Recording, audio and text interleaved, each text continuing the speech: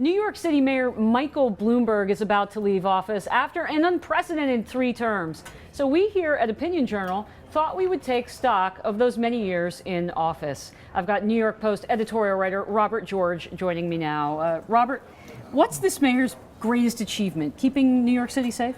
I'd certainly say that, definitely. I mean, particularly coming in as he did in the shadow of 9/11, and he kept crime going down. The police force under outgoing Police Commissioner Ray Kelly was also transformed into, aside from focusing on crime, also having an elite counterterrorism unit, which has become the envy of the world. I mean, they consult around. We have a man in the Middle East, several men in the Middle East actually, to help on the intelligence side as well. So I mean that stands up top, absolutely. How about education reform? It's mixed. He was the first mayor to get full mayoral control in New York City, and he has tried to put in accountability measures for teachers, principals, but the teachers unions have been furious, pushing back on that.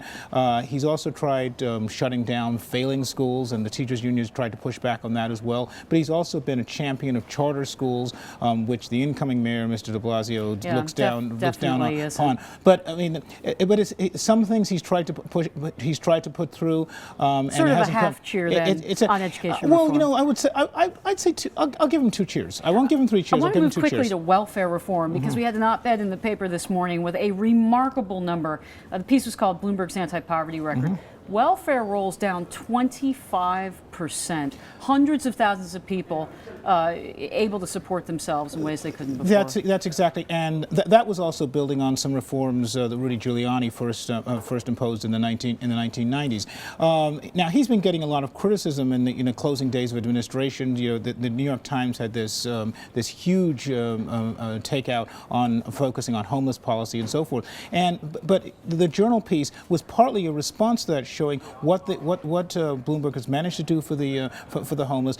He's also instilled accountability measures, saying, look, if you are homeless, we want to make sure that you don't have other resources you can look at, family members and so forth, rather than just be on the public dole. So Rob, I mean, we can't talk about Bloomberg without talking about the nanny state, banning big gulps. He tried to ban big gulps. Not going to miss that, are we? Well, we won't be missing it because unfortunately, I don't think it's going to be going away anyway. The areas where we would like to see Bill de Blasio follow in Bloomberg's footsteps, where he's probably not going to on the education side, and unfortunately the areas where we would like it to leave with Bloomberg is probably going to stick around. I think Bill de Blasio is going to be an even bigger nanny than Mike Bloomberg. But you know, I will look. He is a transformative mayor. And by the way, before we finish up, we can't ignore what he's done in terms of development.